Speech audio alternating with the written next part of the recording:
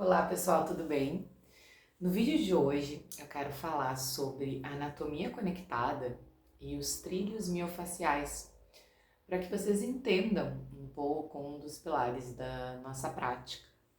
Então, para falar da anatomia conectada, eu tenho que contar como é que foi no início que eles começaram a estudar a anatomia.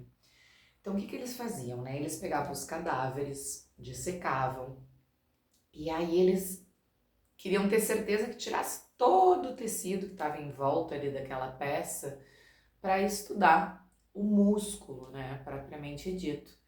E aí iam lá, estudavam, viam de acordo da origem, a inserção daquele músculo, ao aproximar, ao afastar, o que que acontecia e descobrir o movimento, né?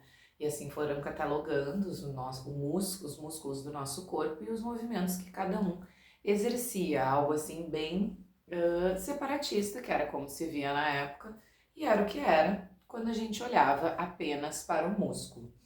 Então eu aprendi essa anatomia e essa anatomia na faculdade, e ela não é que ela esteja errada, ela é certa, mas esqueceram de ver algo que unia todas essas estruturas, que era aquele tecidinho conjuntivo que eles tiravam para conseguir enxergar o músculo por si só. Então, esse tecido conjuntivo que eles raspavam é o que se denomina hoje a fáscia. E aí eles começaram a entender que existia conexão, eles começaram a estudar esse tecido. E aí viram que ao dissecar existiam partes, existiam trilhos, caminhos musculares que não se dissociavam tão fácil, que esse tecido tinha uma continuidade perante todo aquele caminho miofacial. Esses trilhos miofaciais, eles são muito bem descritos nesse livro aqui, Trilhos Anatômicos, tá? Que eles vão mostrando, então, como é que funciona esse caminho muscular que é unido por essa fáscia, por esse tecido conjuntivo. Então, nesses estudos, né, a gente começou a entrar no estudo da fáscia, e um dos livros também que eu gosto muito é Fáscia no Esporte e no Movimento. E aí ele começa a mostrar um dos princípios, dos pilares do treinamento facial. E o que a gente trabalha muito na nossa prática são vários desses princípios.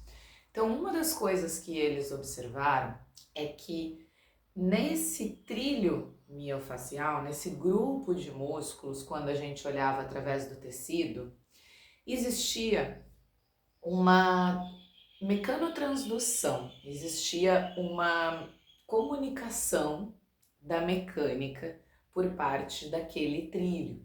Então, por exemplo, se a gente pegasse, tá, uma das linhas que é a linha dos braços, né, que vem das mãos, passa pelo braço, antebraço, ombro, peito, a gente entendia que ao movimentar a mão, aquele tecido que é a fáscia que vem até aqui, ele também trazia movimento para o peito.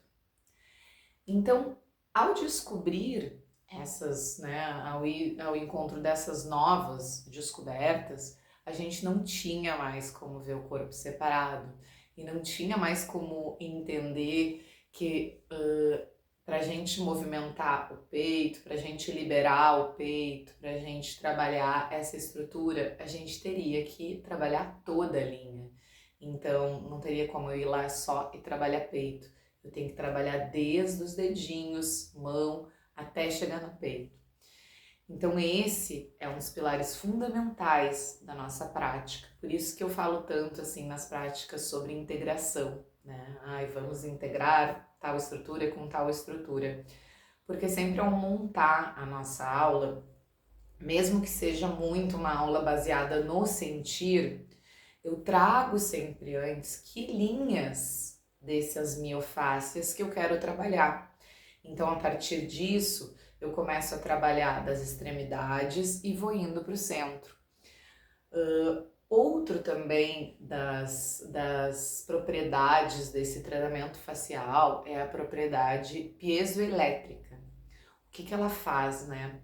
Essas posturas sustentadas que a gente fica, onde eu digo para vocês, traz a força, traz o tônus, isso é para que a gente consiga estimular o corpo e estimular aquela linha miofascial a toda ela estar gerando força de uma extremidade à outra. E tudo isso vai auxiliar na nossa postura, vai auxiliar na nossa consciência corporal, vai auxiliar nessa comunicação que eu tanto falo, né, que o corpo tem e que é através da face que essa comunicação ela acontece. Então é isso, gente. Trouxe esse assunto hoje para que vocês pudessem entender um pouquinho de um dos pilares do nosso treinamento. Beijinho.